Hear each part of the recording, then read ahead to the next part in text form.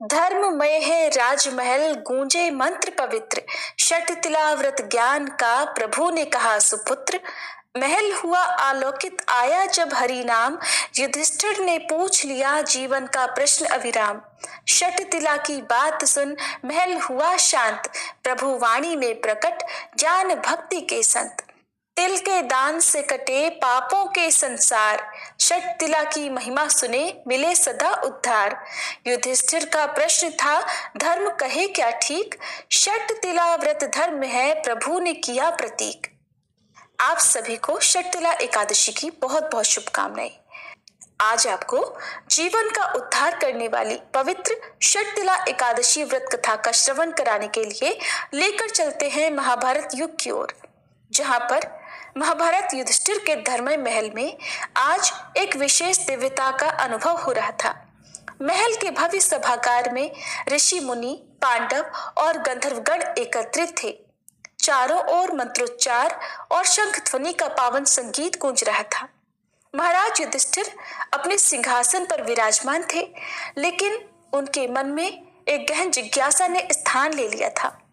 धर्म और सत्य के प्रतीक महाराज युधिष्ठिर ने अपनी सभा में सभी से कहा, धर्म की महिमा को समझने का मार्ग भक्ति और ज्ञान के बिना अधूरा है। इस धर्मराज के महल में आज मेरी आत्मा एक प्रश्न से व्याकुल है, जिसे केवल और केवल भगवान श्री कृष्ण ही सुलझा सकते हैं। उनकी इस आर्त पुकार पर भगवान श्री कृष्ण, जो धर्म और भक्ति के साकार रूप हैं, अपने तेजस्वी स्वरूप में प्रकट हुए। उनके आगमन से महल का हर कोना प्रकाशमान हो उठा। उनके चरण कमलों की छाया से ऐसा प्रतीत होता था मानो धर्मराज के महल को स्वयं ब्रह्मांड का आशीर्वाद प्राप्त हो गया हो। महाराज युधिष्ठिर ने श्रद्धा पूर्वक श्री कृष्ण का स्वागत किया और उनके चरणों में शीश झुकाया। फिर अपनी जिज्ञासा प्रकट करते हुए पूछा, हे प्रभु, कृपया हमें शठ तिला एकादशी के महत्व और उसके व्रत की महिमा का ज्ञान कराएं। इस प्रकार महाराज युधिष्ठिर के धर्म महल से शुरू होती है वह दिव्य कथा, जो शठ तिला एकादशी की महिमा और आत्मा को शुद्ध करने के मार्ग को प्रकट करती है। आइए हम सभी इस अद्भुत कथा का श्रवण करें। एक बार युधिष्ठिर महाराज ने पूछा, हे जगन्नाथ, हे श्री कृष्ण, हे आदिदेव, हे जगतपते, माघ मास के कृष्ण पक्ष में कौन सी एकादशी आती है और उसे किस प्रकार करना चाहिए? उसका फल क्या होता है? हे महाप्राज्ञ, कृपया इस विषय में आप कुछ कहिए। तब भगवान श्री कृष्ण ने कहा, हे राजन, माघ मास के कृष्ण पक्ष की एकादशी शठ तिला नाम से विख्यात है। सब पापों को हरण करने वाली एकादशी की कथा मुनिश्रेष्ठ पुलत्स ने दालाभि मुनि को कही थी। अब वह कथा तुम भी सुनो।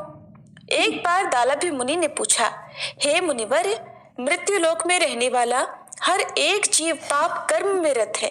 उन्हें नरक यातना से बचाने के लिए कौन सा उपाय है? कृपया आप वह कथन कहें।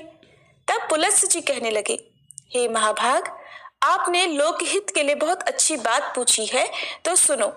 माघ मास में मनुष्य को स्नान करके इंद्रियों को संयम में रखकर काम, क्रोध, अहंकार, लोभ और निंदा का त्याग करना चाहिए।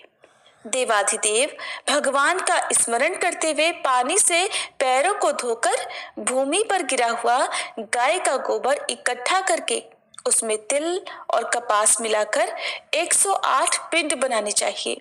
माघ मास में आद्रा मूल नक्षत्र आते ही कृष्ण पक्ष की एकादशी का व्रत धारण करें। स्नान से पवित्र शुद्ध भाव से श्री विष्णु भगवान की पूजा करें। अपराध क्षमा के लिए श्री कृष्ण नाम का उच्चारण करें। होम, जागरण करें। चंदन, कपूर, अर्भजा और भोग दिखाकर शंख, चक्र, पद्म और गदा धारण करने वाले श्री हरि की पूजा करें। बारंबार श्री कृष्ण के नाम के साथ कुम्हड़, नारियल और बिजौरे के फल अर्पण करके विधि पूर्वक अर्घ दें। दूसरी सामग्री का अभाव हो तो 100 सुपारियों का उपयोग करके भी पूजन और अर्घदान किया जा सकता है। अर्घ देते समय इस प्रकार कहें, हे सच्चिदानंद श्री कृष्ण, आप बड़े दयालु हैं। हम अनाथ जीवों के आश्रयदाता आप हो। हे पुरुषोत्तम, हम इस संसार सागर में डूब रहे हैं, कृपया आप प्रसन्न हो। हे विश्वभावन, आपको हमारा वंदन है। हे कमल नयन, हम आपको प्रणाम करते हैं। हे सुब्रमण्यम, हे महापुरुष, हे सभी के पूर्वज, आपको प्रणाम है। हे जगतपते, लक्ष्मी जी के साथ आप इस अर्घ को स्वीकार कीजिए। इसके बाद ब्राह्मणों की पूजा करके उन्हें पानी से भरा घड़ा देना चाहिए। साथ में छाता, चप्पल और वस्त्र भी अर्पण करें। इस दान द्वारा भगवान श्री कृष्ण प्रसन्न हो, ऐसा कहते हुए दान करना चाहिए। अपनी परिस्थिति के अनुसार श्रेष्ठ ब्राह्मण को काली गाय दान में देनी चाहिए। हे द्विश्रेष्ठ, विद्वान पुरुष ने तिल से भरा हुआ पात्र दान करना चाहिए। तिल के दान से व्यक्ति हजारों वर्ष स्वर्ग में वास करता है। तिल स्नाई तिलोदर्ती, तिल होमी तिलोदकी, तिल दाता च भोक्ता च, षट तिला पाप नाशिनी। अर्थात तिल से स्नान करना, तिल का उपटन लगाना, तिल का हवन करना, तिल डाला हुआ जल पीना, तिल दान करना, तिल का भोजन में उपयोग करना। इस प्रकार 6 कार्यों में तिल का उपयोग करने से इसे षट तिला एकादशी माना जाता है, जो पाप हारिणी है। एक बार षट तिला एकादशी की महिमा सुनने देवर्षि नारद भगवान श्री कृष्ण के पास आए। तब भगवान श्री कृष्ण ने कहा कि एक ब्राह्मण स्त्री थी। ब्रह्मचर्य का पालन करते हुए वह भगवान की आराधना करती थी। अनेक प्रकार की तपस्याओं के कारण वह बहुत दुर्बल हो गई थी। उसने बहुत दान दिए, परंतु उसने ब्राह्मण और देवताओं को अन्नदान नहीं किया था। अनेक प्रकार के व्रत और तपस्या करने से वह शुद्ध हो गई थी, परंतु भूखे लोगों को उसने कभी अन्नदान नहीं किया था। हे ब्राह्मण, उसकी परीक्षा लेने के लिए मैंने एक ब्राह्मण के रूप में उस साध्वी के घर जाकर भिक्षा मांगी। तभी उस ब्राह्मणी ने पूछा, हे ब्राह्मण, सत्य कहिए कि आप कहाँ से आए हैं। मैंने सुनकर अनजान बनते हुए उसे कोई उत्तर नहीं दिया, तो उसने क्रोध में भिक्षा पात्र में मिट्टी डाल दी। उसके बाद मैं अपने धाम लौट आया। अपनी तपस्या के प्रभाव से वह ब्राह्मणी मेरे धाम में वापस आई। उसे संपत्तिहीन, स्वर्णहीन, धान्यहीन सिर्फ एक सुंदर महल मिला। इतने सुंदर महल में कुछ न पाकर वह अस्वस्थ और क्रोधित होकर मेरे पास पूछने आई। कहने लगी, हे जनार्दन, सब व्रत और तपस्या करके मैंने श्री विष्णु की आराधना की, परंतु मुझे धन धान्य क्यों नहीं प्राप्त हुआ। तब मैंने कहा, हे साध्वी, तुम भौतिक विश्व से यहाँ आई हो, अब तुम अपने घर लौट जाओ। तुम्हें देखने देवताओं की पत्नियां आएंगी। उन्हें षटतिला एकादशी की महिमा पूछकर पूरा सुनने के बाद ही दरवाजा खोलना, अन्यथा नहीं। ये सुनकर ब्राह्मणी घर वापस आई। एक बार ब्राह्मणी दरवाजा बंद करके अंदर बैठी हुई थी, तब देव पत्नियां वहां पर आकर कहने लगी, हे सुंदरी, हे ब्राह्मणी, हम तुम्हारे दर्शन करने आए हैं, कृपया दरवाजा खोलो। तब ब्राह्मणी ने कहा, आपको मुझे देखने की इच्छा है तो कृपया षटतिला एकादशी की महिमा का वर्णन करें, तभी मैं दरवाजा खोलूंगी। उस समय एक देव पत्नी ने उसे वह महात्म्य बताया। महात्म्य सुनने के बाद ब्राह्मणी ने दरवाजा खोला। देव पत्नियां उसके दर्शन से बहुत प्रसन्न हुई। फिर देव पत्नियों के कहे अनुसार ब्राह्मणी ने षटतिला एकादशी का व्रत किया, जिसके प्रभाव से उसे धन धान्य, तेज, सौंदर्य प्राप्त हुआ। धन धान्य संपादन करने के लोभ दृष्टि से यह व्रत कभी नहीं करना चाहिए।